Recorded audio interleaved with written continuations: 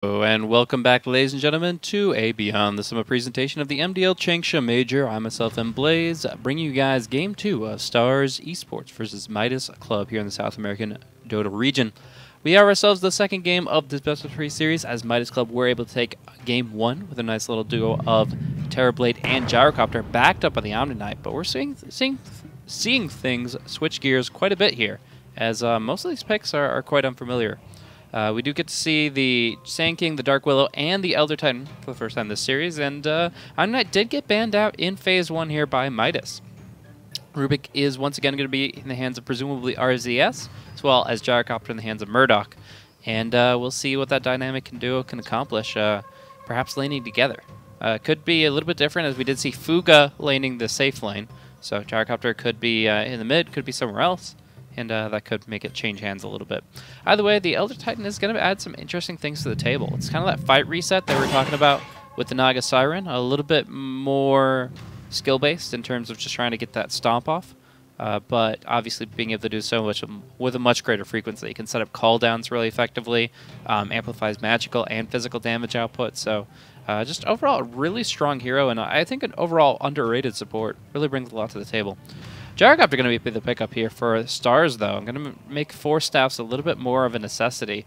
Going up against Sand King, Willow, and Clockwork, you really need 4 staffs to try to maneuver against Cogs, against Bramble, and again, just if you're isolated and stunned, you need to be able to help out your ally. So pretty much a must-have pickup, at least on the Rubik, but maybe the ET picks up one as well, just because otherwise you are really going to have really limited control over your positioning. So Clockwork, very threatening, very high potential hero, but not necessarily their offlaner. Sand King could be the offlane, or Clockwork. I think I've seen more 4-position Sand King than I have Clockwork recently, but they're both definitely capable of it. And yeah, we're just moving right along here into the 4th pick here. Midas Club already shooting up some reserve time for themselves.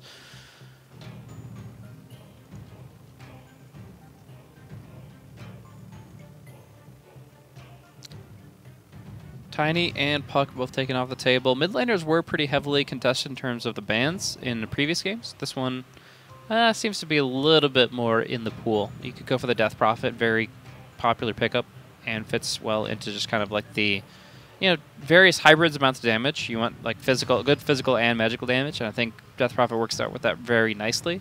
And then obviously getting some good tower pressure could be really strong too. I thought the Dragon Knight would be a really good pick in the previous game, and was left on the table, so it seems like neither team really prioritizes that selection. But I think Death Prophet is one that neither team should ignore.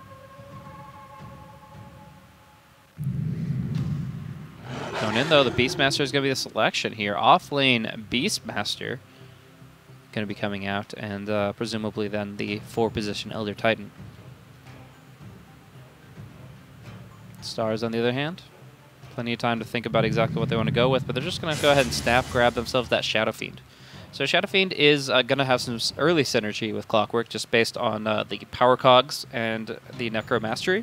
Going to be able to get an early set of souls here, whether he maxes out the souls or just gets a good handful, maybe like a 9-soul advantage to start things off. It'll just make last setting such a breeze for him, no matter who he's up against in the mid lane here. And, if it's the Gyrocopter in particular, he's just going to pretty much auto-win that lane, I think. He's not as susceptible as you'd hope against like Rubik and Elder Titan rotations. Maybe they can get 1 or 2 kills on him, but more likely 0. And I just got to say that I think that Stars have a really good opener here. Their lanes are going to be really strong. It's hard to shut down a Clockwork in the off lane. It's hard to shut down a Shadow Fiend who has that soul advantage in mid if she has backup. And so I don't know if Midas Club have the tools to deal with it. They don't have like the roaming Tusk as before. They don't. Maybe they have an Earth Spirit as an option, since they have this Elder Titan already grabbed up. So I gotta say that I think this Clockwork and Shadow Fiend are just gonna auto-win 2 lanes, and from there, Stars just kind of have to snowball that advantage. We'll see what kind of safe lane carry they end up going with. Terrorblade is an option here if they're afraid of maybe Fuga picking that one up again for themselves. So I think that should be considered. Last time what they went with the Luna, which had some decent success. Sherlock did okay with it, but just kind of struggled in the mid game when his team was already so far behind. So yeah, with Juggernaut banned out, I do expect probably either the Luna or the Terrorblade to make this kind of picture come together. It just kind of comes down to what they're comfortable with. They already have some good raw right-click damage with Shadow Fiend, so I think I prefer the Luna here. But, you know, that Rubik was pretty on point with the spell steals, and maybe you're a little reluctant after an exchange like that. You also have to keep in mind, you know, Beastmaster is a very long-duration disabler. You don't really get to deal with that very effectively with a BKB, so you probably want something that can go for the Liquid Sphere, which Weaver comes to mind as a good option in that context. So, well, any of these heroes I think would be fine. It just kind of comes down to what Sherlock is most comfortable playing in this position. You also want to make sure that he has some kill potential. Beastmaster is a hero that loves the contested lane as much as he can. And Klinks is interesting. Klinks is very interesting. Have not seen a lot of the new Strafe, but obviously has a lot of potential. And just in general is going to be putting out a lot of that good single target physical damage you're looking for. So I think that's pretty solid. I'm excited to see exactly what this holds. But the Klinks last pick, it's really hard for me to evaluate the overall expectations that I have for Stars. I think that they have a good mid and off lane already by default. And I think that it just comes down to how the team fights pan out. Because, you know, Fuga, contrary to what he's played before, is now a very powerful team fighter, as Safe Lane Void can get the Chronospheres off in a lot of the right contexts and follow it up with the ET. You can get Earth Splitters into the Chronospheres like nobody's business, and it can really make things very difficult for Stars. It just comes down to really how the abilities line up. I think that Stars have a little bit more push pressure, a little bit more split push ability, and they're going to be really strong in the lanes. But Midas Club, they have a ferocious team fight, and when that Chrono's off cooldown, you just got to be very wary. So we'll see how it all pans out, but starting things off here, already feeling pretty good about the lanes for Stars.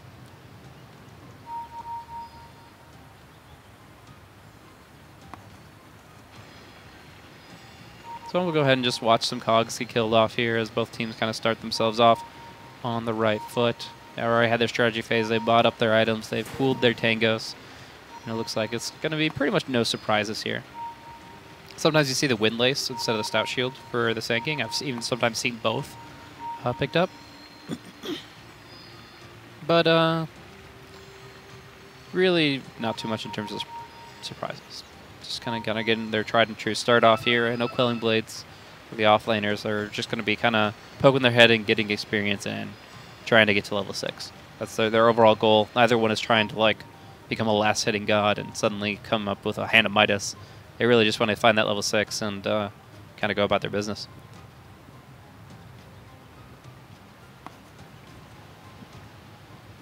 Klinks is a very interesting hero nowadays, though. I think he is something that a lot of pros are kind of uncertain of how to really approach. But as you can see here, it is a 3-second duration on Strafe that allows him to dodge up to 4 projectiles, and this does include spells. So it's just and then you can get a talent to enhance it as well. This Strafe does increase 4 seconds in charges and duration, which means up to 7 seconds and it's 8 dodges of projectiles. So that can be pretty interesting. What exactly are you dodging in this context? I mean, I don't think Primal Roar is considered a projectile. It's kind of like point A to point B instantly. Homing Missile should be considered a projectile. I don't really know how all this stuff is coded. It's like, it's such a weird ability. And in the context of Dota 2, it's nothing like you've seen in Warcraft 3 where you're like, okay, this is the thing, this is the thing, this is the thing. Like, I can tell you for certainly, based on coding, Magic Missile is a projectile. You will dodge that with Strafe. But then you look at all, like, the homing missile, it's like it is a unit that is moving towards you in a projectile fashion, but when that collision occurs, what is it? I don't really know. So we'll have to see exactly what counts. Fade Bolt maybe would count. Right clicks, auto attacks obviously will. Homing missile, not so sure.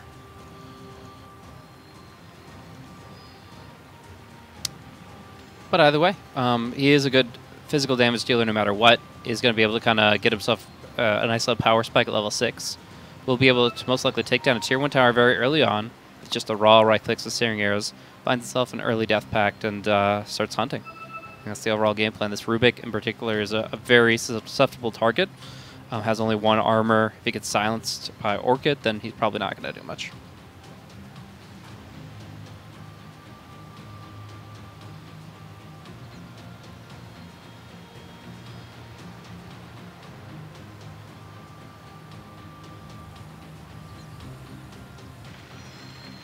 And we're still waiting. We're still doing the typical SEA Dota thing, starting off with a big long pause with minimal explanation. Okay, we're going. We're acting. We're making things happen here. Let's go ahead. Suze forgot what he was doing. He's like, oh, I'm supposed to be last hitting power cogs. This is a different start than I'm used to. So Bagavisk gonna get that off cooldown, and hopefully they'll be able to get some more out of it. You're supposed to get 3 every time. Sometimes you only get 2. The first round you only got 1 thanks to that pause. But it looks like they're back in action and getting 3 every time. So gonna go ahead and build himself up. Some nice early Necromastery. I think they'll probably go with 10. 10 out of 12 is fine. 7 is kind of weak. And still plenty of time to go for the bounty runes here. Yeah, looks like he'll just go for the 10, and then you can go ahead and grab the last 2 with early last hits on the lane, and that's fine. I mean, if you can't last hit starting off with, what, 68 attack damage on SF, then it'll go for the last 2 anyways, it looks like. That's good. All right, and there we go. Off to the races, Shadow Fiend looking strong. The weakest their position for the bounty runes, though. Like, imagine this wasn't being contested. They have no information. They do have Sherlock over here. He's playing around. Is there any detection? Sentry Ward available on the Rubik. Still a hard hero to pick up. Yeah, it looks like they're just losing bounty runes. They're looking to maybe lift him up here. They do have the sentries. Bramble Maze available, but not sure if it's going to change the situation much at all. They didn't even bother to throw off the Sentry Ward. Sherlock just takes a lot of hits and doesn't get his rune. So it's going to be a 3 bounty runes in favor of Midas Club off the bat, but obviously the early game advantage just for these 12 denies for the SF. Ding. Love that sound effect.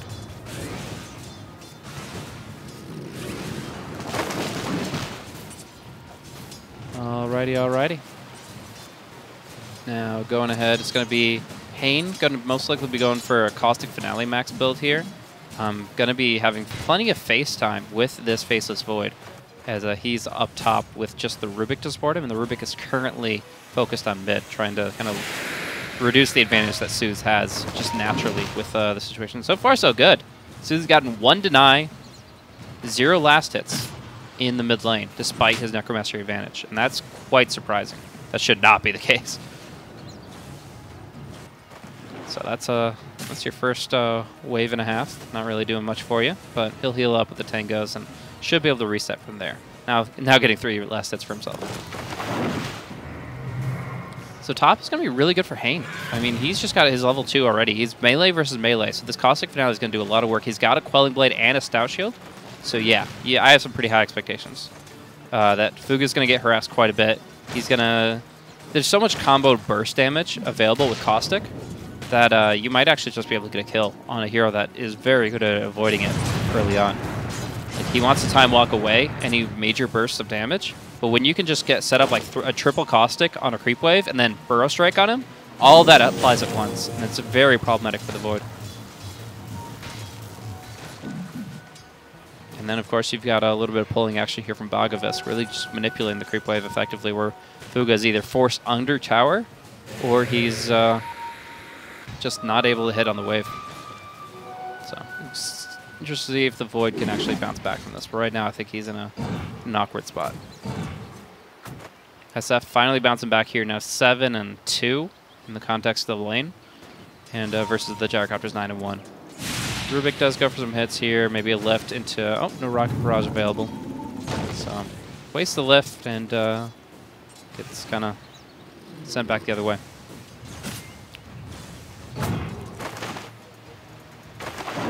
And actually maxing Burrow Strike here. Interesting. Don't think Burrow Strike is going to add a lot of value to the lane, right? Especially at this early stage. You're going to do more continuous damage and force out more time walks through the Caustic Finale. If you ever Burrow Strike him, he's time walking as soon as it ends. and he's going to be able to shrug all that damage off. So unless you're actually getting a kill with it, I actually don't think that Burrow Strike, higher ranks of Burrow Strike is going to change too much. I think a 2-0-3 build is what you're looking for at level 5. You probably want that Caustic sooner rather than later.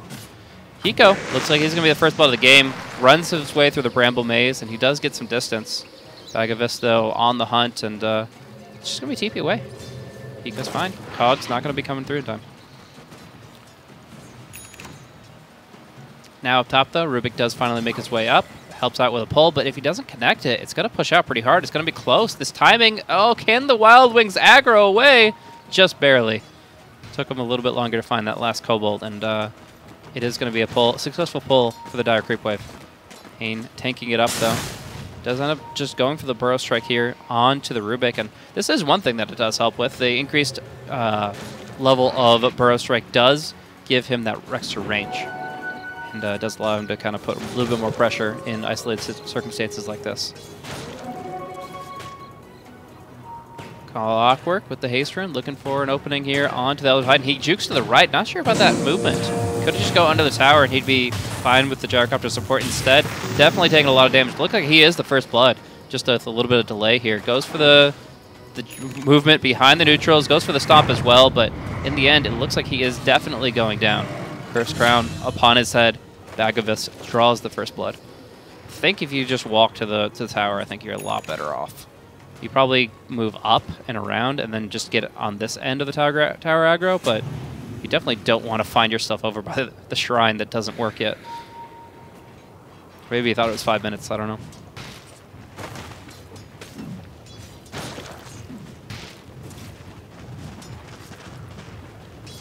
Yeah, so it's just going to be a 3-0-2 build for Hane. Focus much more on what he can do outside the lane than just on the lane.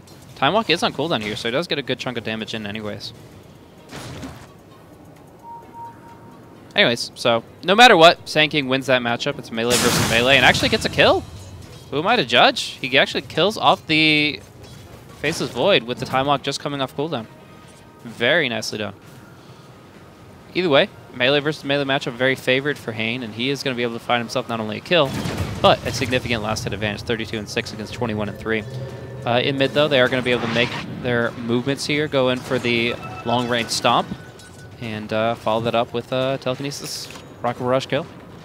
Murdoch very comfortable in this mid gyrocopter. So that's going to bring the kills back the other way, 2 and 1. And of course, reset those Necromastery back to about 10. But with raises already up to level 3, it shouldn't be too much trouble getting those right back up to full. Some stacking coming out on the side. I'm missing kills. I apologize for that. Saw some action up top, but that was not where the lethal action was. It is going to be Clockwork Bagavisk diving past the tower, killing off the Beastmaster here. Hard hero to bring down, but it's also a hero that is inclined to try to contest the lane as much as he can. He's got the boar. He wants to kind of go toe-to-toe. He needs the early levels, if not some last hits.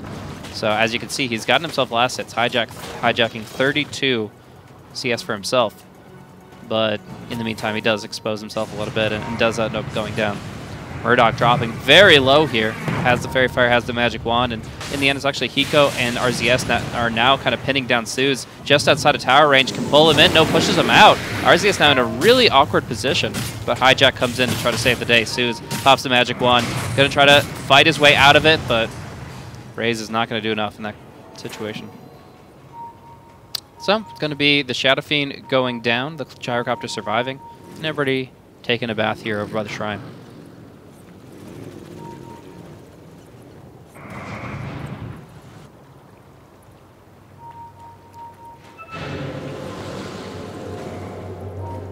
Good stacking action coming out as well. Murdoch not only has this Ancient Stack to play around with, but this one as well. The Bagavisk has dropped a ward here to try to kind of keep tabs on it. Smoke play coming through here. Is Hiko going to lead it, though? There is a Observer Ward on Observer Ward, and now Suze is just completely dead. There's actually no way to get out of this situation. Stomped him, slept him, telekinesis him back. Bagavisk will try to get some turn kills, though. It's a double Burrow Strike inside the cogs. There's going to be a call down coming through, and the Chronosphere is in play as well. Fuga and Murdoch dropping some big ultimates, but is it going to be enough? We see Fuga going aggressively onto Bagavisk, but cannot finish him off. And Hane diving under the tier 1 tower, trying to finish off this gyrocopter. So, a lot less kills than you'd expect for that many ultimates, but there is some back and forth there for sure. So, Nedbone just makes his way back to the bottom lane. And it looks like Elder Titan will find his way back to mid to deward the observer they saw SF place. Smoke play coming through. There it is. Moving forward. Who's going to be the initiator, though? It looks like Sand King's going to be able to get in for the burrow strike. Wants to try to kill off this gyrocopter. They've made multiple attempts on his life. So far have been unsuccessful. This guy's 1, 0, and 3. They're making their way towards the jungle, right where that ancient stack is. They have the vision with the observer ward. Going to be able to get a burrow strike onto 2. And there's just no time for the telekinesis to try to save his life. They're caught inside the bramble maze. They're trying to fight it out, but Suza's here to deal the damage and kill off this gyrocopter. Hijack drops the roar in return. Does kill off the SF, and they just whack down the Dark Willow as well. Banished back to the Shadow Realm. Double kill for Hiko, and now finds himself in a bit of a rough spot. Does get killed off by Sherlock. Meantime, Fuga just pushing up top lane the entire duration. Very interesting set of exchanges there. But obviously, SF not really getting what he wants out of these exchanges now. 1 and 4. This guy was destined for a good lane, and then suddenly things are just turning against him left and right. Murdoch does finally go down. First death of the game, but pretty worthwhile in the exchange. I mean, the Void gets time to recoup his Chronosphere, and might as well get killed the other way.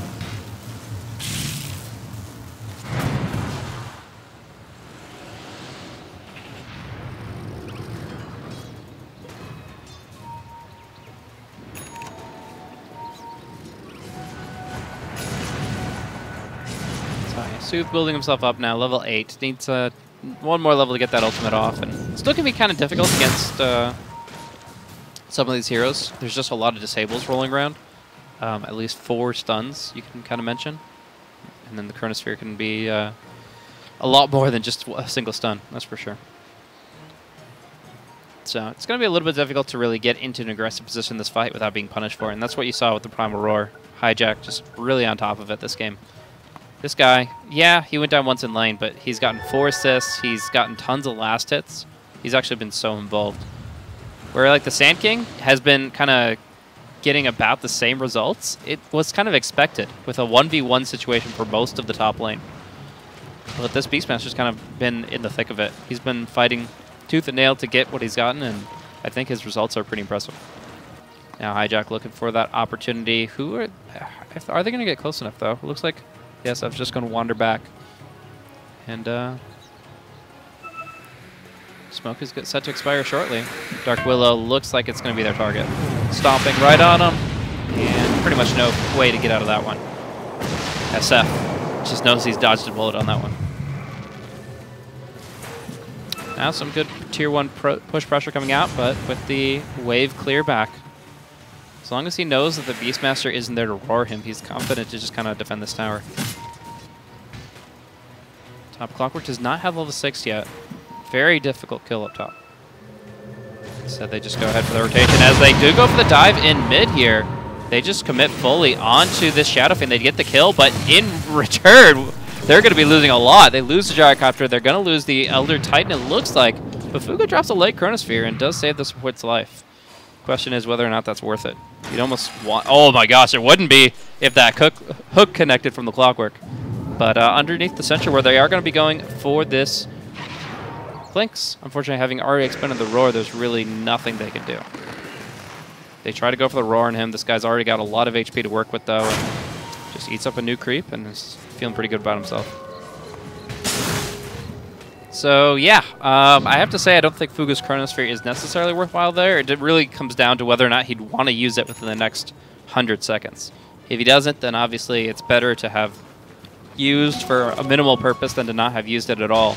But as it stands right now, Stars know that there's no Chronosphere. They can get pretty aggressive. Also, like, Hiko's so far from a Yule Scepter that it's really not helping him expedite his build. It's avoiding that death.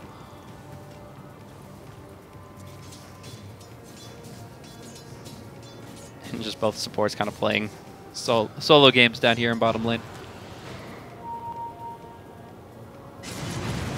So yeah, Blink Dagger going to be coming out a little bit later than you'd expect, but he did go for a full drum first. If he didn't go for the drum, he'd have the Blink Dagger by now, but I think it's okay. I think drum is still a very good, like, well-rounded item for offlaners in this position. And movement's very important too. Like, you got 30 movement speed on the Sand King already on the talent. You've got a lot of heroes that can kind of get into the action pretty quickly, and if you can time things out right, then you're going to be pretty happy. Vagavisk sees that Fuga is farming, but now Fuga has crossed paths with him, and he's just going to time walk away. Hooks. Okay, right on top of him. 3 seconds left on this timer. Is it going to be enough to get the Burrow Strike in? Burrow Strike before the time walk, and down goes the Faceless Void.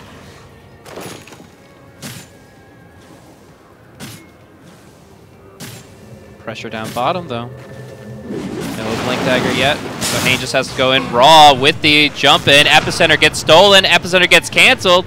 And they're just going to be able to walk away from this one. They're still full HP, essentially. Shadow Realm onto Hijack. Doesn't do too much. And Sherlock cannot finish off Hiko, despite the medallion damage. Nice little cog action, though. Does actually finish off the Beastmaster, so that's something. But in the meantime, Burrow Strike stolen, and that's overriding the Epicenter. So that's pretty interesting. So Epicenter on Rubik is just as good as on Sand King once he gets the Blink Dagger, but until then it's really hard to pull off. Like, almost impossible. You have to essentially just be outside of Chronosphere, or an ET Stomp, and use that as your setup. So he decides, I don't even want the Epicenter, I'll just steal the Burrow Strike. Much more reliable spell to really take advantage of. And when you have spells like Burrow Strike, you might even consider running offensive null field. RZS ran offensive null field for the vast majority of the previous game, and we'll see if he makes the switch after he gets some more points into it. Really not having as good of a Rubik game this time around, though. He's very underleveled by comparison. And we'll see if they can make up for it soon. Hane drums his way in for the Burrow Strike, but they actually go for the hookshot onto the ET to prevent a stomp. Nice little play there from Vagavisk, and the cogs do knock back Rubik. But Hiko not down just yet. Very, very low. He'll tick through, but in the return, Fuga gets a very nice 2-man chrono and will be able to make it a 3-for-2 so far. Now, going to get the roar out onto Click. Sherlock takes some big hits, but just eats the creep and keeps on trucking. Trying to bring down Hijack here. Needs a few more hits. I don't think it's going to happen with the final raise, dropping him down to 80 HP. So, looks like the winner of this is going to be Stars because they take the Tier 1 tower. They do get 1 extra kill out of it. And, you know, pretty solid initiation overall, killing off that gyrocopter so quickly. Top 3 net worth going to be Shadow Fiend, Sand King, and Clinks for Star's side. Did expect a bit of an early game advantage, though. And once the gyrocopter gets a little bit more farmed, once it gets a second big item, I think that's when we really start to evaluate whether Midas Club have the wherewithal to bring this one back. Right now, this is Star's game. They have Blink Daggers coming up shortly. They have all the tools to initiate. They have some really powerful spells with the Dark Willow and with the Sand King. So it's when Midas Club get the tools they need to deal damage during Chrono that we see whether or not they've got what it takes.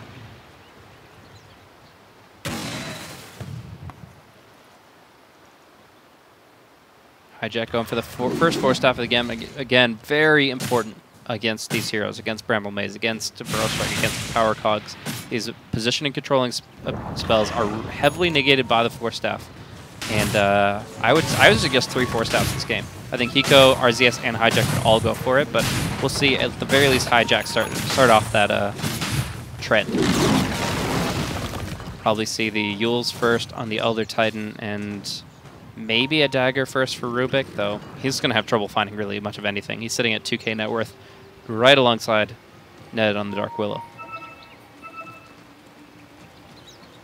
Veil of Discord Rush coming out for Ned, by the way. I'm going to be able to put a lot of good damage out with the SF and the Sand King there. And that's all the more reason to keep no field on defense, to be honest with you. If you can just try to keep your guys alive a little bit longer, at least get all of your flat cannon shots off. That's going to be really important. Chrono's back up. Fuga and Midas Club as a whole can try to make something happen. Right now, I think they're just kind of covering Murdoch farming, but they can't group up too much, or you're just going to allow Stars to really take advantage of all sides, all 3 lanes and their map, and really not much get much in return.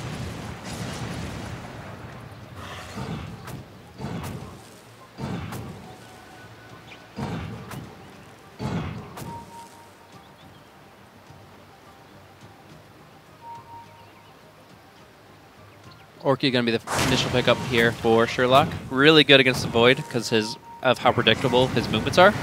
And actually, Beastmaster dropping very low here, but not finished off just yet. Does get the Roar out. Stolen Roar going onto the Clockwork. Terrorize coming out onto 3 heroes here, and they're just all trying to get away, but it looks like Vagavis is going to be falling on the western side. It's going to be the Shadow Fiend. Gets caught out by that Chronosphere. Proto Strike coming in with the Epicenter from Hain, but they've lost 2 heroes already, and they don't really have much more left. Hiko will be the 1 kill that they do get, but now they've got to run. RZS gets hit. And we'll get stunned up by the Cursed Crown at the very least to finish him off. So, gets 2 for 2 in the end. Losing the SF is obviously the bigger deal. Just not how they wanted this to start off. The Beastmaster roars and runs, and I think the Force Staff might have even been what got him out of that one. It was just a position he didn't really want to find himself in. Oh, looking for the courier. No sentry for you. The little doggy will have to bark another day. He's down for the count. Sherlock back in action here on the dire side.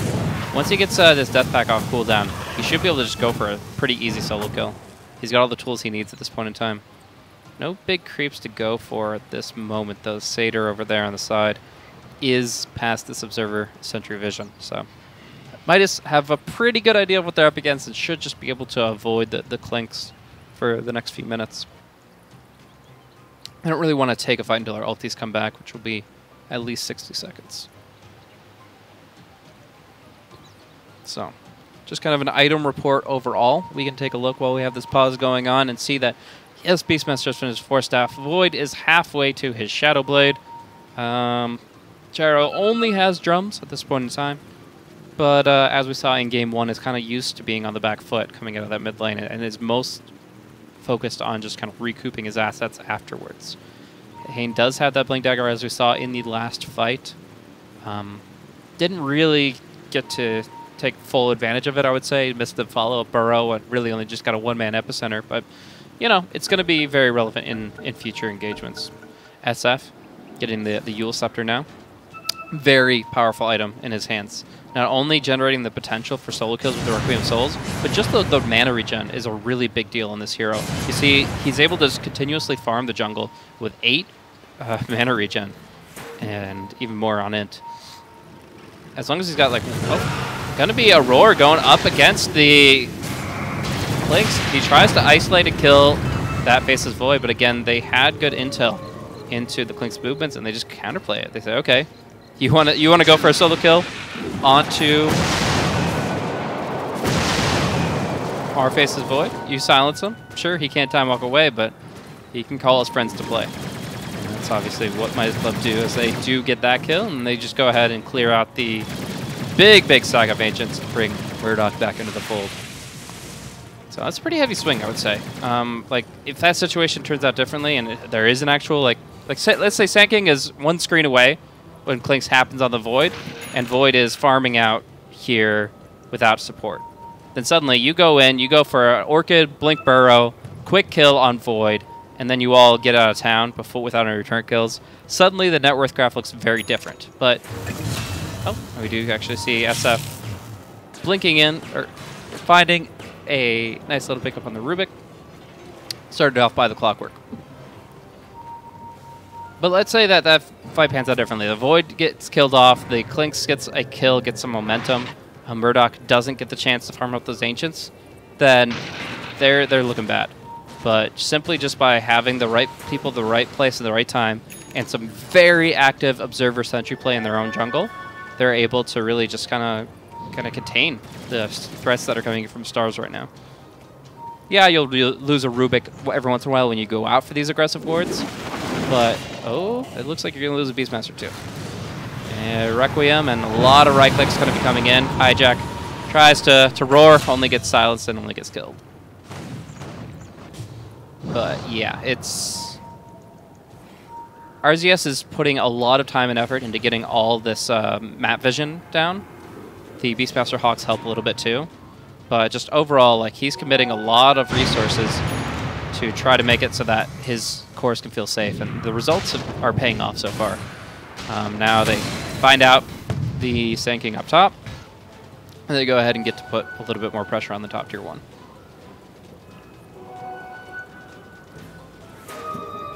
Clockwork going for an aggressive stance here. He knows where the Rubik is, and it's not going to be too difficult for him to go right on top of him. Lifts him up, but he's already going to be dropped down by the Clinks. Gyrocopter is close at hand, but really shouldn't be going for this. This is very awkward for him, because we do see, oh, the sleep coming out from the Elder Titan does put Clinks down. Murdoch's just going to be able to isolate and kill off the Clockwork, and now they get terrorized back against the Clinks. Good homing missile damage, but I think he'll still be able to skirt his way away. Is he going to be able to dodge it, though? Strafe. Answer our question. Doesn't matter. But yeah, so overall, I think the real name of the game right now is Midas just kind of controlling their side of the map, controlling map vision, and not having to clump up too much. They should always have like the ability to react quickly with like shrine TPs, but they can't all just sit on top of each other, or they're not going to get anywhere in terms of farm.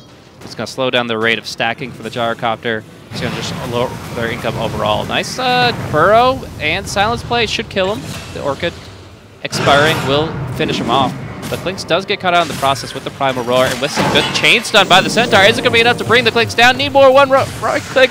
The Earnest Shadows not going to do it. It's a Blink Burrow strike that will land onto 2. It's going to be Epicenter coming out as well. Good damage. Almost finishes off Hiko. But the Clinks and Sand King have fallen on the back end.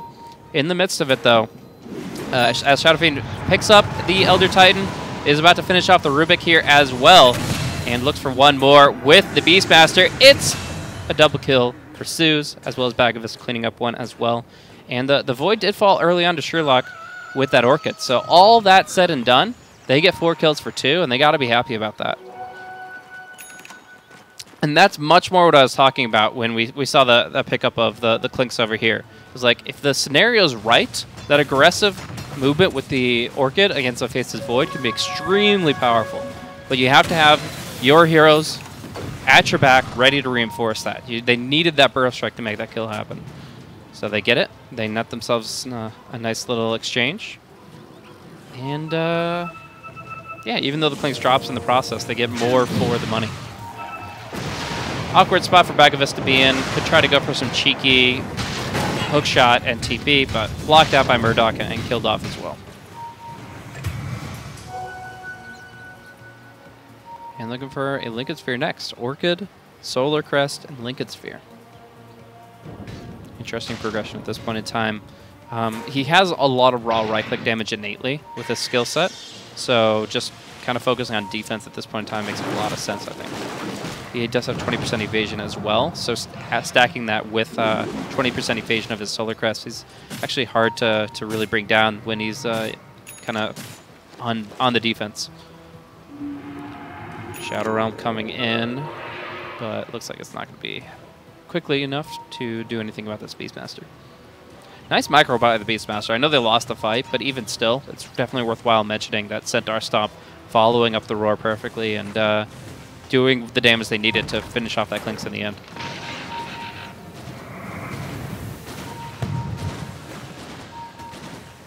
Still very far from the Blink Dagger here for RCS, but I do hear Chronosphere down on the southern end. Terrorized out of it, though. The Shadow Fiend's still alive.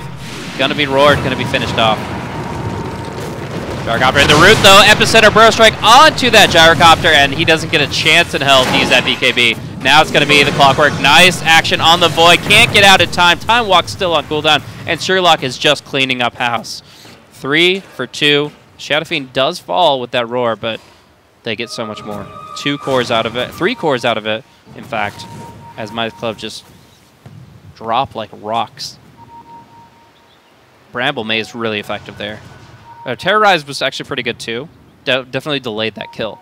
Like, Void definitely gets the kill inside the Chronosphere if he doesn't get feared out of it, but a quick Terrorize allows him to react to the situation. Deadbone responding well, prolongs the engagement, and that Bramble Maze just was in the perfect position. Like, this entire spot was just a nest of thorns.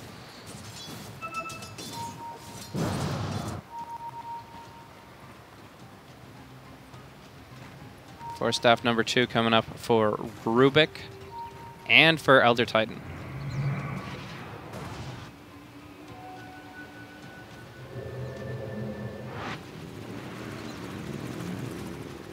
Sanj and Yasha going to be the selection for the Gyrocopter, though. Transitioning to Silver Edge after that.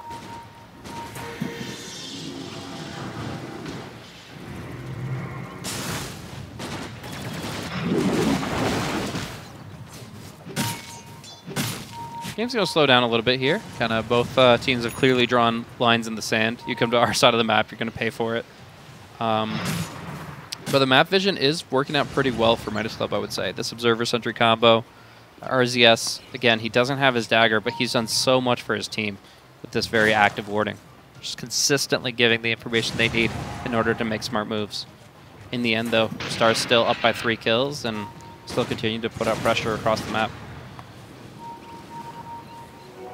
Suze now has his BKB on top of his Blink and his Yules. Murdoch's, I think, still has a 10-second as well. He didn't get a chance to use it in that last fight. Bag of Visk. Warding. Gets some information, but doesn't get declared anything. And Fuga dropping the Chrono onto the Dark Willow, who is inside the Shadow Realm. It looks like she'll die off anyways, but that's a single Chrono for a single Willow. In 50 seconds, I think Stars will be better off. They have to translate that and just convert that into something real, but BKB coming out, nothing to stop it.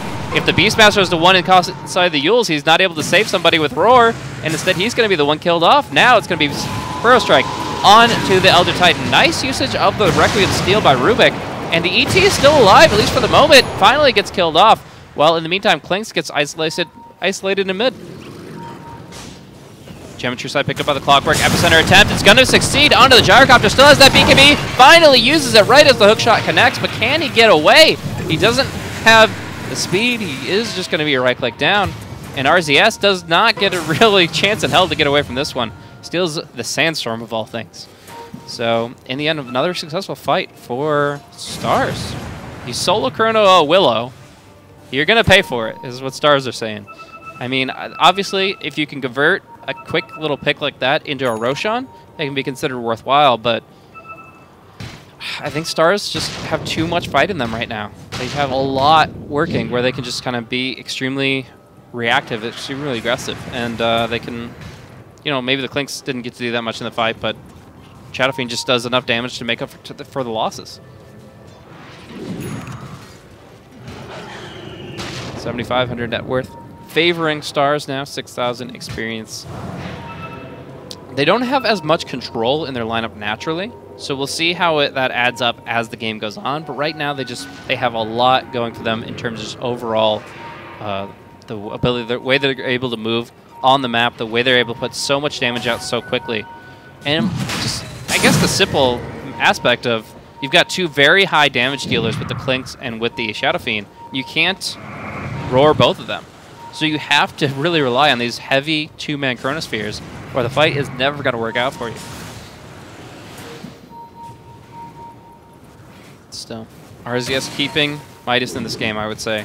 He's finally got his Force Staff, but more importantly, he's just been going to town on these wards. And you're seeing the effects of that all game long. Looking for the jump here. They force forward and pull back the Clockwork. It looks like he's going to be going down, but they have to roar for it. Not too happy about that roar, but if it nests in the Roshan, then that's fine. They need eyes on Sand King, though, because Sand King has a gem, and Sand King has a Blink and a Force Staff. He can definitely get inside the pit. So we're going to see Clockwork buy back. We're going to see, nice Earnest Shadows.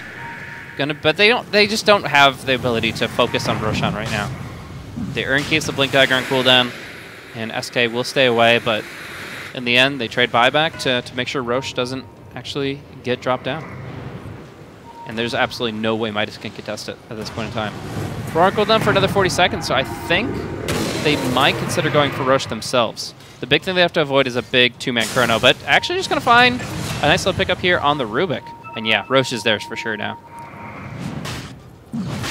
Fuga. Is he going to try for something here? We're going to see a little bit of Bedlam. Bring Roshan down to about 60% HP. While waiting in the wings. Radiant's Intel does not know about the Spaces Void. The Elder Titan gives them a lot of information in terms of what's going on in the pit. Though he gets Burrow Struck, he gets to BKB, and he's going to be able to go to finish off a second target here inside the Chronosphere, taking down the Clinks, taking down the Clockwork, while on the right side, Shadowfiend dropping some big spells, gets bashed, but will still finish off the Gyro. No, he lives with one hit! Oh, it's going to be the Roar and Shadowfiend. Now he will drop down, and it's just going to be the runaway from both the Dark Willow and the Sand King. Over here, though, it looks like one tick of the Caustic Finale was what dropped down the Gyrocopter in the end. And, yeah, he dies. He was so close to dying. He was so close with that one last right click, but it looks like Caustic stuck with him and did bring him down in the end. Very close there. In the end, though, Midas Club are the ones that take the Roshan. And they needed a fight like that, really. They honestly just, that's what they needed this game, is a huge engagement like that, where they get the Chronosphere on the targets they needed. The Clinks was so low when they jumped on him here, and getting a second target here as an alternative, like just being able to open up, finish off Clock and Clinks quickly. No matter how strong the Shadow Fiend is right now, it's hard to come back when the fight starts like that. Now looking for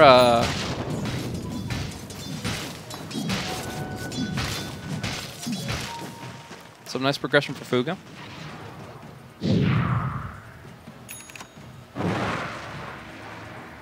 As it's BKB already, so really he doesn't have to worry about defense too much. Can definitely go on the offense here. And I'm actually struggling to remember what this item's called. Disruption? Nullifier. There we go. Nullifier does have that mute effect on items. And Shadowfiend is pretty dependent on them right now. Gonna go in for just Burrow Strike here. Attempted onto the Elder Titan, but he's actually just gonna get killed off by Silence and right clicks. In the meantime, nice hookshot coming out here, bouncing back. This Faceless Void does have the Time Walk, does get to use it after that Burrow Strike comes off of him, and it's actually gonna be the Clockwork being taken down by the Roar. RZS now in a really bad spot. Sandstorm, he's just Force Staff himself out. Double Force Staff coming through. Hayne, Burrow Strike in the north. Don't even think he intended to hit the Rubik there, but just trying to get himself away, and he does end up going down. Faceless Void committing hard. He's got this Aegis. He says, come at me. Let's make a fight happen. And Sherlock now targeted by this homing missile. Going to try to dive as far as they can to make this kill happen. He's going to drop pretty low, but they don't have the vision. And the Lincoln Sphere keeps him up. Chronosphere. Oh, if the Lincolns hadn't popped, then that probably would have been a successful Chronosphere. But Lincoln's was there, blocks the homing missile, and that means that the Chronosphere is completely off the mark. Stolen Terrorize, though, coming through. Interesting series of exchanges coming out from both sides. Ultimate whiff after ultimate whiff, but they're confident enough to take the tier 2 at least. They've lost the Aegis, they've lost Chronosphere. They want to force this Shadowfiend buyback and run for the hills. We'll see if they can do it. Shadowfiend definitely should buy back here. It's all about timing. Can they initiate the fight? Can they force their Midas Club to stick around? They get a good hookshot cogs, and then they get right when Sand King respawns, then you buy back and you TP in with both. They get the hookshot. There's the cogs, but the Force Staff away. And I think that at this point, Begovis should back off. Shadowfiend's not here, guys. That's a lot of damage that's not available. And, they'll just kind of send the packing. They haven't even taken the tier 3 tower, so shrines are still invulnerable. Plenty of time. Heal Scepter here onto the Faceless Void. Roar coming out onto the Sand King. That's a dead SK. And not really much left to do with that. You use your Roar, you use your BKB, and now it's time to just kind of split up and farm. Get bottom wave pushed out. It's what, 3 Cardies? 3 range creeps, 3 catapults, all pooling up on bottom lane. Gyrocopter needs to clear that out, but Clinks might predict his movements a little bit here. He's like, okay, somebody's got to farm this. It's going to be a carry. Let's see if I can make something of it. Where's he going now? Decides to go for the jungle. Finds his hard creep. Finds maybe some quarry? No, is there vision here? Hard to say. It looks like there's not. I'm hearing BKB come out from the gyrocopter. He tries to get away from that Clinks. Sherlock finds him on the back end, though. He call down, pushes out the wave, and instead of TPing to get back to the fountain, he actually just makes a run for it, and the Void punishes him.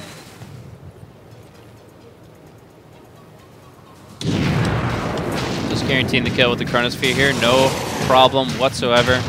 Quick and easy pickup of the Clockwork. So that's Clockwork and exchange for the gyrocopter to an extent. But Star's still in a pretty good position. Oh, going to be able to bring in a lot of damage here against the Faceless Void. Nice little terrorize play into the Bramble Maze and gets themselves a kill. Now, I want to note how fast this cooldown is now. With Shadow Fiend now being level 25, he gets a 40% cooldown reduction on top of his Octarine Core. His ultimate is only a 45-second cooldown. Every 45 seconds, this guy can drop a massive Requiem. We're going to be seeing the Terrorize come out the other way, though, and roaring up the Sand King. They'll get that kill. Can see a big Bramble Maze catching out two Roots, and one Cursed Crown. This is going to be a dead Rubik for sure. He tries to ghost away, but there's a lot of magic damage that SF gets to play with, and does end up killing him in the end. So this is about Shadow Fiend's peak, to be honest with you guys. Like this, there obviously is progression from here. He's nowhere near 6 slotted, but this is where SF is at his strongest. He has the top level. The only one that's matching him right now is the Void. And, you know, 175 Chronosphere AoE is good, but Shadow Fiend's entire build is built around this level 25 talent. So he has just hit his strongest point. His magic damage output is insane. Each Shadow Ray is doing at least 450 damage. And going up from there.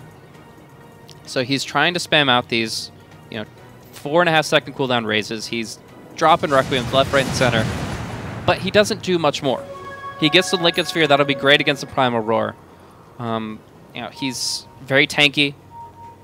Maybe he goes for like an Aghanim Scepter after this. But right now, as it stands, this is really where this Shadow Fiend build shines. This is where it's at its strongest. We'll see if they can translate that into actual high ground now, because they need it. They need to get a really strong pickup, and they just need to go high ground from there. Because if they have to fight 5-on-5 up a hill against heroes like Faceless Void, Elder Titan, and Gyrocopter, it's not going to end well. It's just straight up not.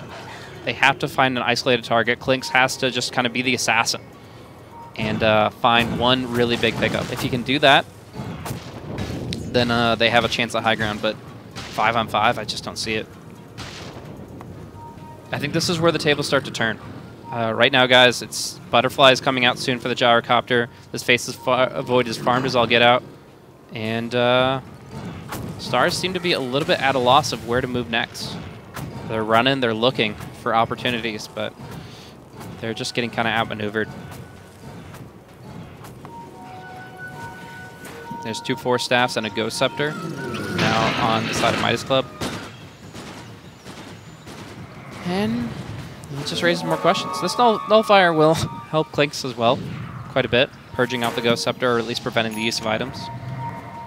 But Faceless Void is the one now on the hunt. And if you can get a good opener, this could be huge. Arcane Rune, oh my gosh. Arcane Rune makes a 2.25 second cooldown on raises, 22 second cooldown on the ultimate, but Void is actually the one getting caught out here. Can he get the BKB up? Does get it in time. Does time walk off most of that damage, but did not drop the Chronosphere. They get pulled back in the Air Splitter. He's just going to right-click them down. Sherlock down for the count. Blink away from the Sand King, hanging out on the outside of the fight. Sue's trying to do what he can while he has his BKB active. Blinks forward, dropping raises left and right. Such a short cooldown on everything, but the Chrono still hasn't been used. They'll drop down the Faces, or the Shadow Fiend with the Faceless Void ultimate. And then they have so many options available. They can go for Roshan, not up for 90 seconds, but they can at least take the tier 2s in mid and bottom. And just completely caught out in this situation. They almost had the Void, but just not enough burst damage. He BKBs out of it, he walks away. And from there, Stars are scrambling. Mid tier 2 gone for sure. Do the go high ground somewhere. We actually look at bottom. Hank going in. Blink, Burrow, Epicenter.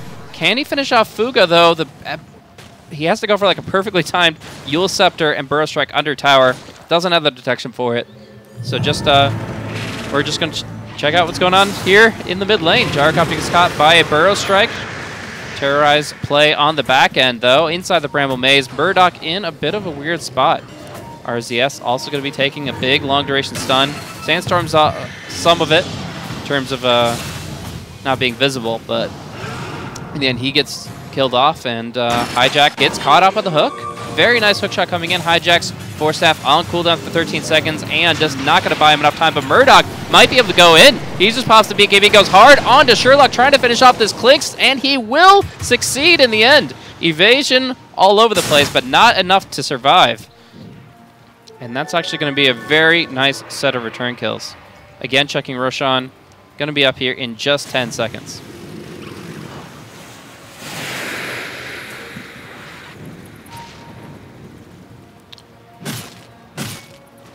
Clinks has had a really rough set of exchanges these last few fights.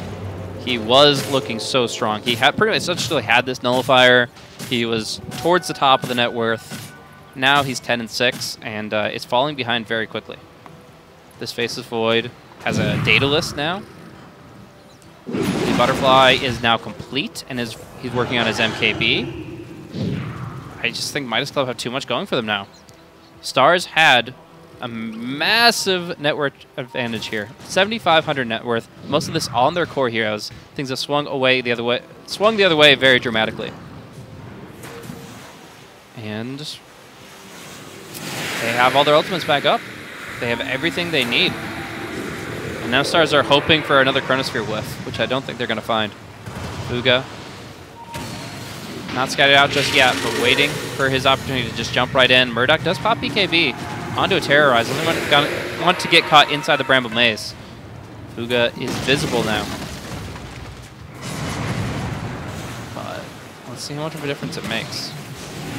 Epicenter charging up, going in. Burrow Strike onto Murdoch, gets forced out. Plenty of time to get his BKB off. And there's still more pings onto Fuga. They really are afraid of this Void. You can pre-cast on the Yules, but if he just BKBs before he time walks, it won't matter. It's just so hard to avoid this Chronosphere. They have to play so spread out. They have to play so afraid, because to commit is to die with this Chronosphere. They're going to try to go for a big Requiem in. The hook shot gets him a little bit of distance. He does get enough time. Dropping in. Going for the Chronosphere. On to 3. Big damage coming out. Fuga gets a crit. And down goes the Shadow Fiend, buying back instantly. Now Clicks gets pulled back into the thick of it here. Murdoch going ham with the Flak Cannon shots. But his BKB is still down for 13 seconds. Gets some more right clicks out. Does not finish off anybody. And now it's the Radiant resurging. Going forward. Suze up in the thick of it and does go down as well. That's a dieback for the Shadow Fiend. Fuga down on low HP. Taking a lot of damage, but is it enough to bring him down? Yes, it is. With Hane connecting with the Burrow Strike, they will finish off this Faceless Void. RZS caught on a cliff and will be going down in due time. In the meantime, Hijack. Oh, he did have Bedlam and Ghost Scepter. He's still alive for a little bit here, but they just say, okay, screw it. Ignore him, walk away from that, and take a beefier prize in this Beastmaster. Nice exchange there. Big disconnect coming out.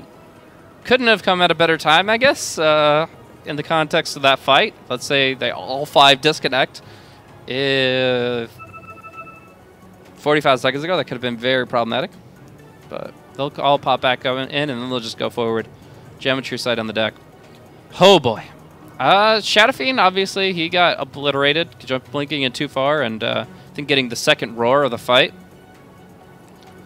But, yeah, it just... Midas Club... They were feeling so confident with that Chronosphere. The issue was, though, the initiation against him. The Burrow Strike, Requiem, even with the Force Staff to buy him time.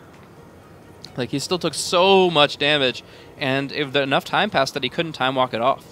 So he gets the Chronosphere out, but is such low HP, and with just too little follow-up, they actually still lose the fight in the end. How many buybacks were expended, though? That's actually still a big factor. They did buyback on the Shadow Fiend most recently. They did buyback on the Clinks earlier in the game, about 3 minutes ago. So, all in all, Midas Club, pretty heavy loss. But if they don't have to buy back, it's not a long-term loss. It's just that they lose the battle, they win the war.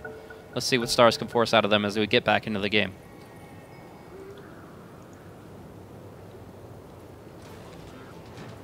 Hane checking out if RZS is still up there. Yes, sir, he is. He has Bedlam, though, and is looking to see what he can do with it. No detection means he has to force staff himself away. And Hane can kind of chase him for quite some time. Just, you know, trying to see if he goes for the TP, actually to the north. And Rubik will slip out while the other heroes go for the Roshan.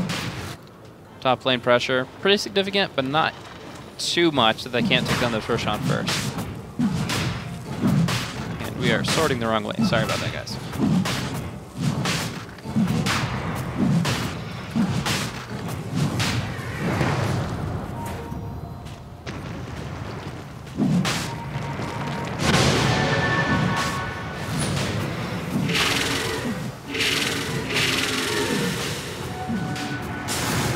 Alright, go again. Rubik gonna get burrowed.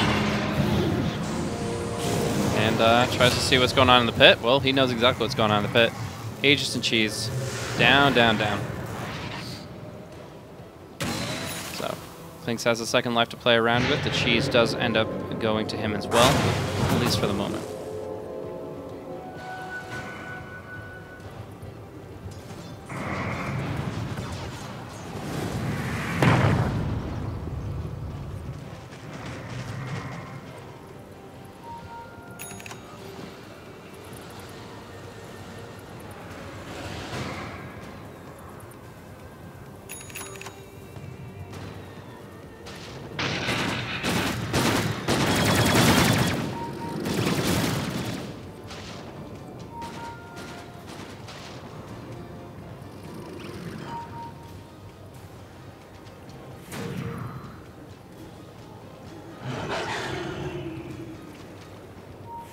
Sorry about that, guys. Small emergency had to be addressed in one of the other games, but I think we're doing okay there. And we can kind of go ahead and refocus here. A couple of Ghost Scepters coming out with the Elder Titan and Rubik. Like, it's kind of weird to see, like, Blade Mail, Ghost Scepter, like, as if you're going to be trying to soak up a bunch of damage, but also avoid it. I feel like at that point you might as well have just gone for an Aeon Disc a long time ago. But, you know, a lot of little Band-Aid fixes, hoping to try to just dodge out kills left and right. MKB is still a very important pickup here, so I do think that Midas Club are feeling better. Salkaros abandoned for... Well, he's already got an Aeon Disc, so that's actually going to be a Lotus Orb. Did have AC queued up earlier, though. Yes, just kind of playing around, trying to cancel TPs. While we do see some damage coming into mid, they take the tier 3 in mid. They put some pressure into the bottom one, but the fight's actually going to be here on the Dire side. Double 2-man Chrono, going to be able to catch up the clockwork here. Looks like Sherlock is going to be going down as well. This guy had Aegis and Cheese, and he's about to lose both of them with buyback on cooldown. Could this be the game decider? Gyrocopter does get caught out on the Radiant side, but he has buyback. He can aggressively buyback, and they could go in.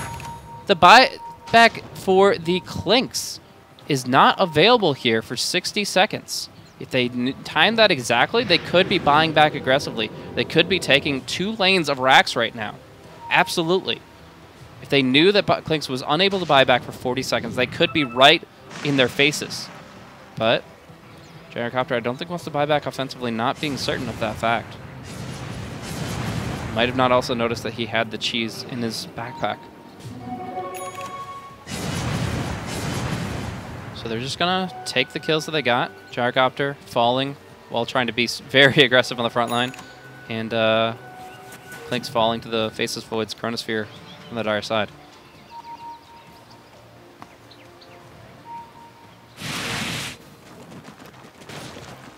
Hex picked up by the Sand King, looking for the Aghanims next, mostly just for the mobility of it. Being able to move very quickly across the map. Be everywhere at once to an extent. Sand King's level 25 talent did go for the 35 health regen talent. Sometimes you can look at this 50% Sandstorm slow and blind. I think that's really cool. But how are you going to stay in Sandstorm for more than a couple of seconds in a fight? It's just really kind of crazy. Maybe like BKB Sandstorm, but I don't believe then your spell goes through BKB, so it's awkward. And now we'd see, of course, why the Beastmaster decided to go from the AC selection to the Lotus Orb instead. It's because his buddy Fuga's already got it covered. And this puts the Void very close to 6-slotted. BOTs for treads, You go maybe Moonshard and Silver Edge, and you're like, okay, not much left I can do here. Obviously, there's always slight upgrades, side grades, if you will, but that's the big one. Senki gets caught out here by the ET, Dark Willow as well, in a really weird position. They're going to have to force out at least one buyback out of that. A really awkward part of the map to be in for your supports. I mean, yeah, you have to play a little bit further back, I think. But they just go ahead, Bramble Maze it up, gonna drop the Curse Crown, force the BKB here, and he doesn't BKB it. Chronosphere gonna be coming in onto 2, big Chronosphere onto the Shadow Fiend, and this Haines just has to be waiting outside. They go ahead, the Yules up the face of Void, now Hex him as well, and we're just gonna see most of the action happen over here on the side. Clinks getting focused down, doesn't get the chance to use the cheese, and doesn't kill anybody. Hain now dropping the Epicenter, finishes off the Void with the help of that SF, and will they be able to get more out of this Gyrocopter? No BKB is going to be finished off here. And they're hunting. They're looking for Hijack. He goes for the force staff TP. No cancel coming out. And RZS also on the run. Got caught on the cliff, though. Tried to burst strike over the cliff. Didn't use his force staff. Waiting for the Blink Dagger to cool down, and in the end, gets killed. So, we did have, obviously, the buyback of the Sand King and the Dark Willow there, but not the worst thing, considering the new formula for these supports buybacks. Dark Willow's buyback cost is 930. That's not too bad for a level 25 hero, 52 minutes of the game. And more importantly, just being able to get such important kills on the Void and the Gyro. Gotta look at the broader scope, though. They did lose both racks in mid, and they have yet to force a buyback in return. So, in the end, you can see the kills and say, okay, Stars did a good job. They killed cores, but unless they force those cores to buy back, it doesn't really matter that much. Rubik will buy back for now. Again, his is very cheap. His buyback cost is only 815.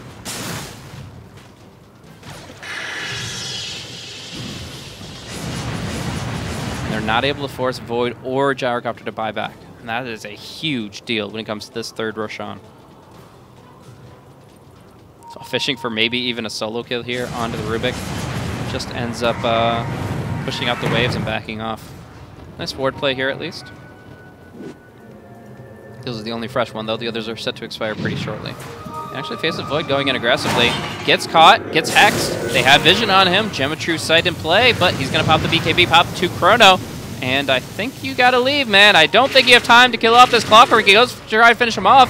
And now RCS is in play. What are you guys doing? This is not a fight you want to take. You just waited to Chronosphere. Now we're going to be seeing the Rubik finished off by Cursed Crown and right clicks. No hides in the trees. Roar comes out on a Shadow Fiend. His Lincoln Sphere back off cooldown, but not enough to keep him alive. They actually do turn it back the other way. That Roar connected just in the nick of time. Now, Clink's going to be dropping some arrows onto this Gyrocopter. Epicenter damage coming through as well. Quite a bit of damage coming in. Need a big Burrow Strike here. 3-man Burrow Strike, just the 2. Clink's is going to be at full HP. Now, gets a few good right clicks in, but he is going to get chain stun from this point forward. RZS with 2 stuns for the Burrow. The Telekinesis, and now the Bash. He goes down. Oh, my goodness. They make the fight work.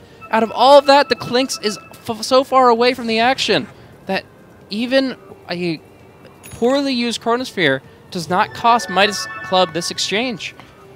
Big damage coming out from the Void in terms of right clicks. And they're able to do what they need to do, but I was expecting his clicks to do so much damage in that fight. And then I find him over here right-clicking one guy. Like, you look at Clinks' level 25 talent. This is Searing Arrow's multi-shot. And he's just not able to do nearly as much as he should.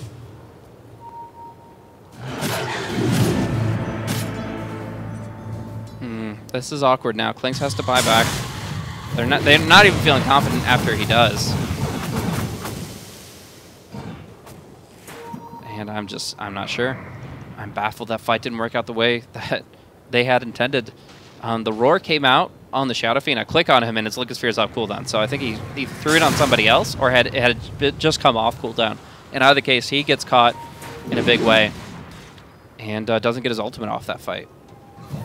Without that ultimate and without Clinks being there to hit anything, it's just a lost cause, no matter how the Chronosphere is used.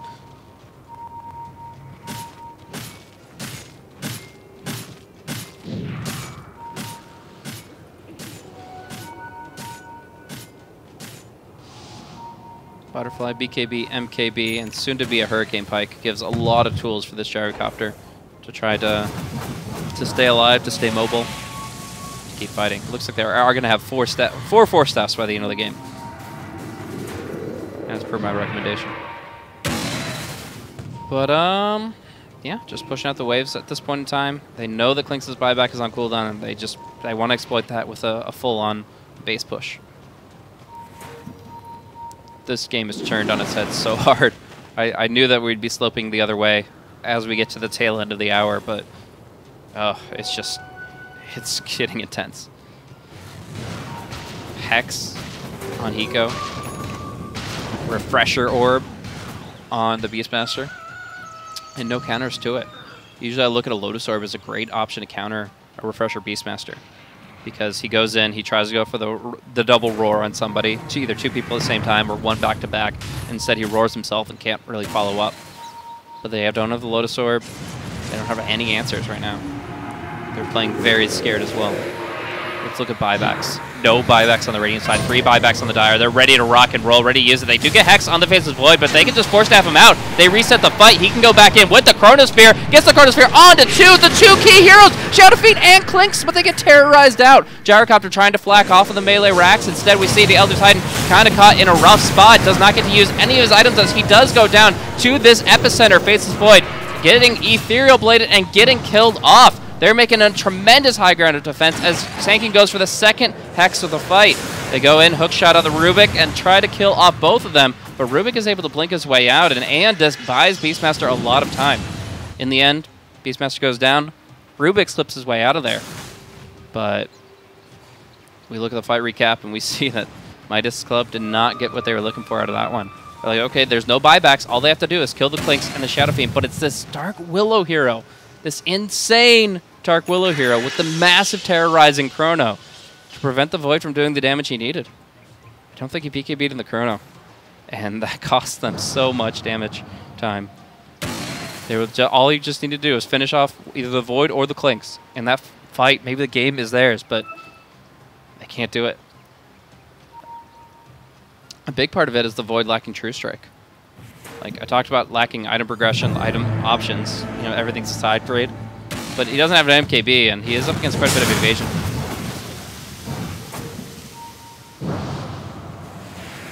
Buyback status now shifting the other way. Only Void has his buyback remaining, and there are only 3 heroes alive right now. Void has to come back into the fray without his Chronosphere yet off cooldown. Gyrocopter, though, just laying into the Klinks and is able to kill him off just in the nick of time.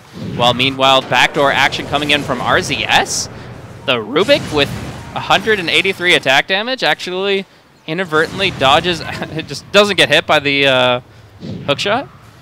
Sanking in a weird spot, does not have the Aghanim Scepter, so he's actually unable to really get the long burrow strike away and is not able to slip his way through with a nice little Centaur Conqueror stomp. Hookshots. I don't know if you thought there was a Force Staff coming in or something, but he just walks his way out of there. So he forces TP's back. He forces kind of like a panicked reaction. I think, like, in that context, you're more likely to just hear, like, somebody in the room being like, oh, our base, our base, our base, before even really looking back and realizing this guy's not going to take the racks down by himself, at least not quickly. He does have a talent. He does have plus 60 damage, but it's still 180, so it's really not worth committing or not committing to an entire team fight based on it. Like, this game can be won or lost by the next fight with so few buybacks available. The Void did expend his in the last one. But we see Midas Club, Aegis on the Void. We see Cheese picked up by the Gyrocopter, spreading it out this time. And I think that that means they have what they need to potentially break the high ground, but that doesn't necessarily mean that anything is going to be guaranteed. Stall tactics coming through. It's just the terrorize for right now. Fuga walks just past it. And the Klinks is now back up for 15. They have to sacrifice the top lane. They cannot fight this. What are you doing? Back off. Risking a lot for very little. Just a little bit of chip damage on this Gyrocopter. They have lost the top lane. They have to hold the bottom with Klinks respawning here in 3 seconds. They don't have a Sand King for this fight. They're lacking a lot of control. They do get the Curse Crown out on Fuga, which gets Lotus Orbed off. Now it's going to be Murdoch holding onto the Flat Cannon, holding onto everything. And just laying into the racks. The racks are gone. It's Mega Creeps, boys! And that is Midas Club pushing in. Clockwork suicides forward. And Midas Club walk away. They were waiting so long for the Sand King, but Fuga, look for that Chrono. Where is it? No mana. He has no mana for the Chronosphere, but he does have a second life. He actually wants to die here. He wants to pop the Aegis so that he can get his Chronosphere back. He'll just right-click the Clockwork in the meantime. So he is going to be going down. The Roar comes out of the Clockwork, but a Hex comes out on Hain.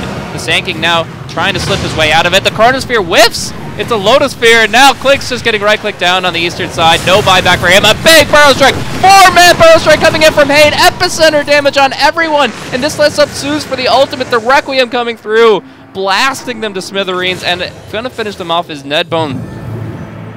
Buybacks coming through. Soothe trying to finish off. Gonna finish off with a triple kill on to Hijack. That was the most amazing Burrow Strike I've ever seen in my life. Sand King doing 5570 damage with his Shivas, with his Epi, with his Burrow in that exchange. That was such a glorious Burrow Strike, but it came too late. The Mega Creeps are here. The Creeps are marching in.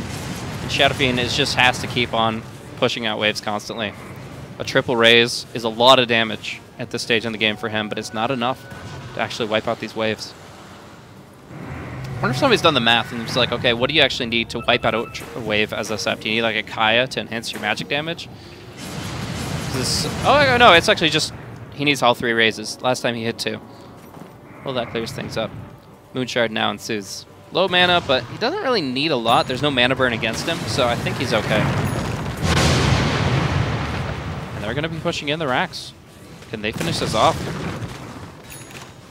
Buyback available for Rubik and Gyrocopter, but they know they're not fighting this without the Void. They're just going to wait for him to come up. He respawns with his Chronosphere. Cheese was consumed in that fight. Yes, it was. And now we get the last moments of quite an epic game. All eyes on Hain the Sand King trying to make another play like that happen. But flanking is Void. They pinged it. Do they know? I'm not so sure. But either way, Hain slips away with that Shadow Blade. Imagine if they just had a gem and just happened to like find the Void there. The game is pretty much over. But he slips through. And we reset. 1 lane of racks, 1 lane of super creeps pushing down mid. But mega creeps at every angle from Midas Club. DD rune down bottom. Could be important. Aghanim Scepter on the Rubik. His Burrow Strike now even more powerful than the Sand King's. What other really good ultimates, or really good abilities are there to steal with this Aghanim Scepter? Obviously, the fact that it's just a 2-second cooldown and you can just throw spells out like crazy is already like a kid in a candy store. But enhancing the Shadow Fiend Requiem, really strong. And that's about it. Burrow Strike and Requiem are the 2 spells that are enhanced. Obviously, Clockwork Hookshot, but you're not really worried about the cooldown of your Hookshot. And we're going to see the jump in here. We're going to see the Radiant on the back foot already with Clinks is just getting obliterated by the Gyrocopter. 1 more right click will do it. Nice Chronosphere onto the Shadow Fiend, forces a buyback immediately, and now the Dark Willow coming back into it as well. Dropping down 3 heroes just on the initiation of the fight. Midas Club finds something big. Clockwork just trying to waste time, just trying to buy time. Clinks is not going to be in this next exchange. Watching the Sand King, he's the key. If he gets caught, he's actually so screwed, but he's the one with buyback. And so he's okay at being a little bit further forward. Bagavist going to go ahead and hook and force away. Drops the cogs, drops the Terrorize, trying to slip his way out of it. The Void is in. The Void is forward, going in hard. Rubik jumping in with the power cogs himself, but Soothe jumping in with the big BKB Requiem. Big damage coming out. Hain gets the Burrow Strike, but it's not enough. They are out of mana, but they still have plenty of life. It's going to be the Ethereal Blade combo coming in from Suze, just trying to push them back, trying to stop these super creeps. Mega Creeps pouring in. I'm even getting confused myself. We're getting the buyback on the Sand King. He comes in, gets a Burrow Strike, but with the Lotus Orb, it stuns him as well. Rubik now isolated, has the crown upon his head, and will be finished off here in just a moment. And just pops for the Beastmaster, but now he's Hexed. Now he's E-Bladed, and he should be falling as well. They repel them for the moment, but look at the base. Look at the rat of the throne. It's down to 1900 HP. And Stars are still just playing left for Dota. Oh, this is such a difficult situation to fight back from. Like, they're making everything happen as best they can. They're even fighting without one of their big damage dealers in the Clinks. Who, by the way, has fallen off tremendously. 21,000. He is now 6 net worth in the game behind even Sand King and Beastmaster. He was doing really well for a long time. He was the assassin. He was the big physical damage heavy lifter. Not so much anymore. We see this graph. Down to 0 on experience. Up and down. But pretty even in terms of net worth. That really just comes down to buybacks. To lanes being pushed out by these mega creeps. Where they can go from there. Void just slipping right past the Clockwork, who looks like he might just be dead. He has Hookshot, he has Force Staff, he has tools, but there is going to be a Hex coming out on the Sand King and a cancel TP coming in from the SF. He's looking for the flank instead. We're seeing BKB already pop for Gyrocopter. That's going to go down very quickly. They can just go on the Gyrocopter now. He has no BKB. There's going to be a Chronosphere onto the Shadow Fiend, though. Big damage going against him. He's not going to be able to get off anything. And now the Epicenter comes through. BKB'd by the Faceless Void. Gyrocopter buys back. And GG is already called by Suits. He says, I'm dead. You're all dead. Oh, I am the king of this entire team. And the moment that I am dead is the moment the game is over. Clinks, even with buyback, they just don't. They throw in the towel. It's been too long. It's been 67 grueling minutes. They had a tremendous advantage until about 45. Midas Club fight it back. They get everything they need. They get an extremely farmed Faceless Void and Gyrocopter, and they fight it out with all of their big Chronos. And despite a back and forth game, that's it. Midas Club 2-0 Stars. And wrap up this series. So that is going to be it for this first match of MDL South America. And we're going to go into the next one as soon as we can. So let me double check if I have the document for that. It's somewhere, guys. Figuring out exactly what's coming up next. But it's going to be another South American Dota game, this first round Group B match. And it's on a different document than this one. So we will see our next one coming up in a very short time span. And we'll go ahead and confirm that it is going to be the other two teams, SG Esports and Guerrillas Pride, going to be your next best of 3. And then we'll go ahead and see the winner of those two face off to decide who gets top seed out of this group here in the major qualifier for MDL Changsha. Thank you guys once again for tuning in. I'm Blaze. This is Beyond the Summit. And we'll see you guys for the next match.